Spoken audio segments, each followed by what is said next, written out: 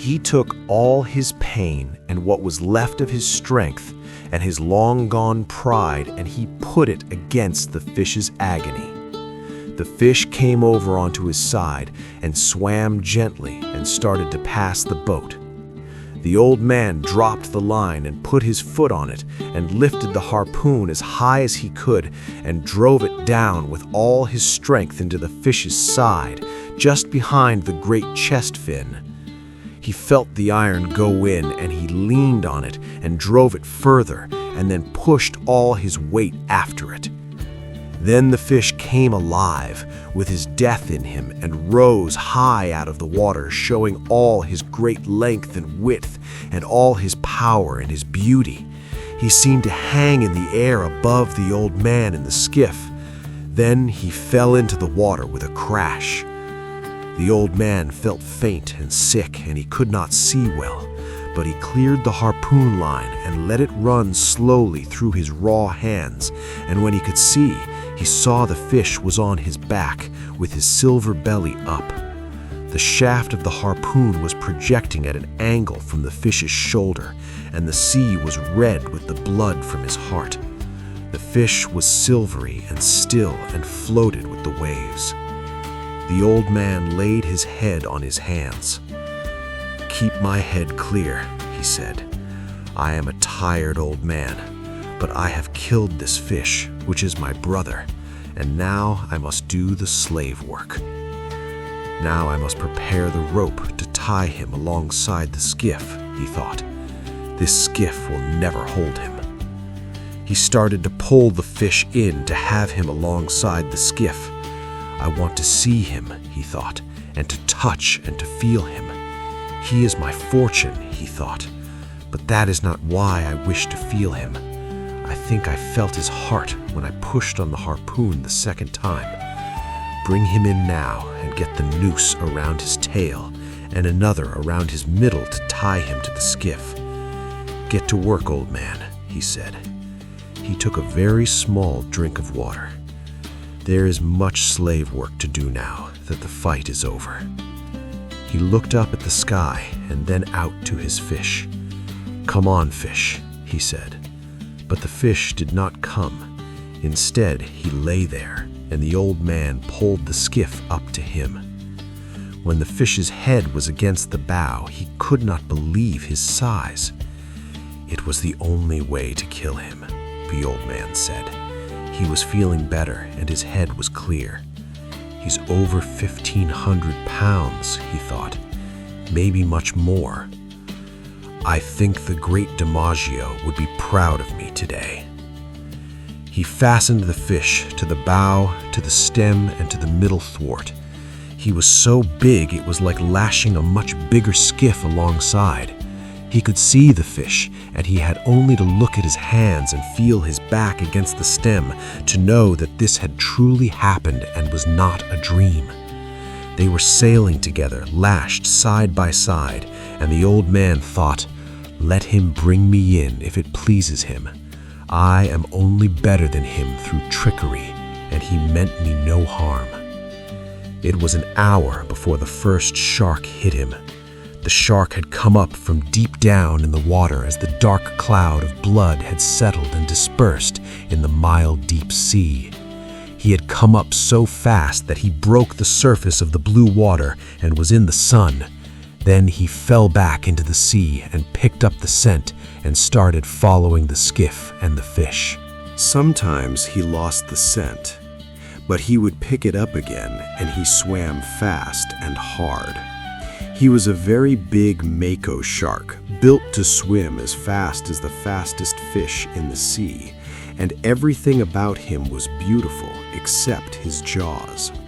His back was as blue as a swordfish's, and his belly was silver, and his hide was smooth and handsome.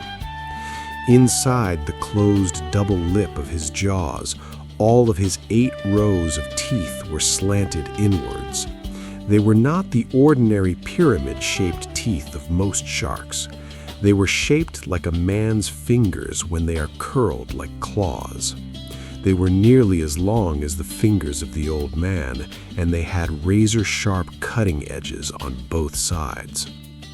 When the old man saw him coming, he knew that this was a shark that had no fear at all and would do exactly what he wished. He prepared the harpoon and the rope while he watched the shark come forward.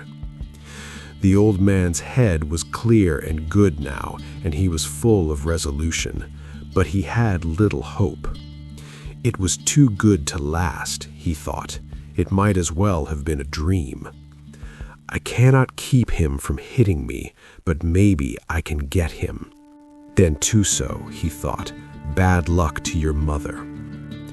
When the shark hit the fish, the old man saw his mouth open and his strange eyes.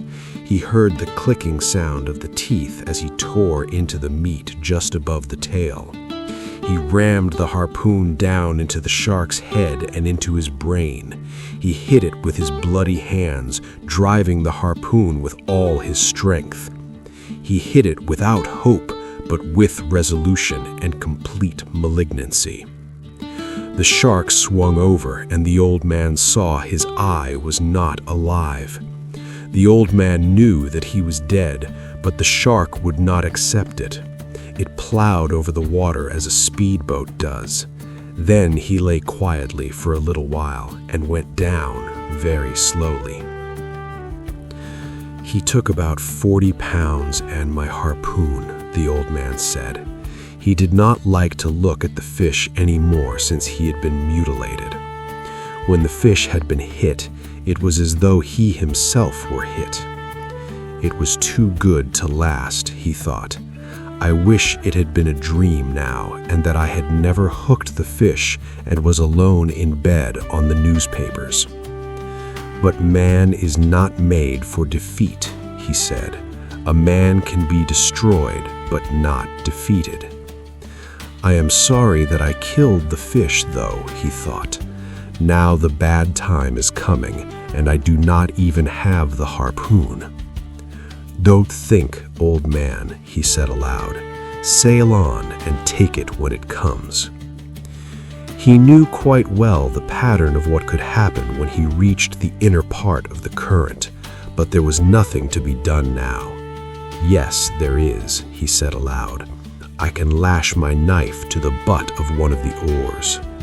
So he did that. Now I am still an old man, but I am not unarmed. He watched only the forward part of the fish, and some of his hope returned. It is silly not to hope, he thought. Besides, I believe it is a sin. Do not think about sin. There are enough problems now without sin. I have no understanding of it, and I am not sure that I believe in it. Perhaps it was a sin to kill the fish. I suppose it was, though I did it to keep me alive and feed many people.